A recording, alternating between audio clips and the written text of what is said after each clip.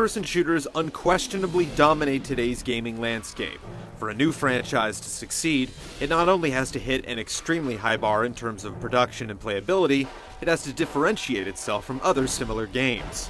With the near-future invasion of the United States by North Korea providing a grim backdrop, Homefront is willing to go up against these difficult odds. Backing up the game's seemingly improbable scenario is a story by John Milius, the screenwriter behind the similarly themed Red Dawn. A fictional timeline leading up to 2027 will inform the curious, but it's not so much about how the North Korean invasion happened as what will happen afterwards. Your character, an ex-military pilot, is recruited by a civilian resistance group, and a very different America serves as your battleground. Your enemies are all around you, and ammunition is scarce. You'll often need to pick up a new weapon from a fallen foe when you run low on ammo, but you'll notice that all the guns feel very lethal whether you're shooting from the hip or aiming down the barrel.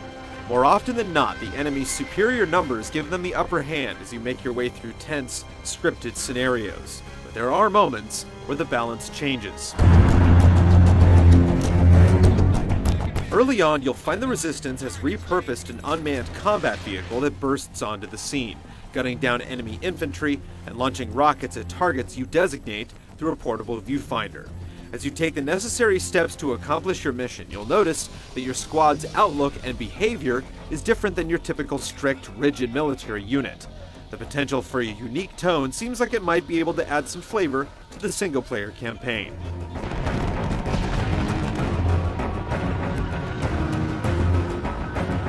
Home may be where the war is, but the fight can be taken to new fronts online through several competitive multiplayer modes.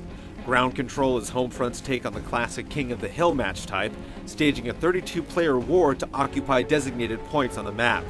As locations are secured and the opposition routed, the action moves to a different part of the battlefield, where the struggle for dominance begins anew. Other match types provide different goals to achieve but remain similarly massive in scope, taking place over large urban and rural areas, modeled on a theoretical, war-torn America.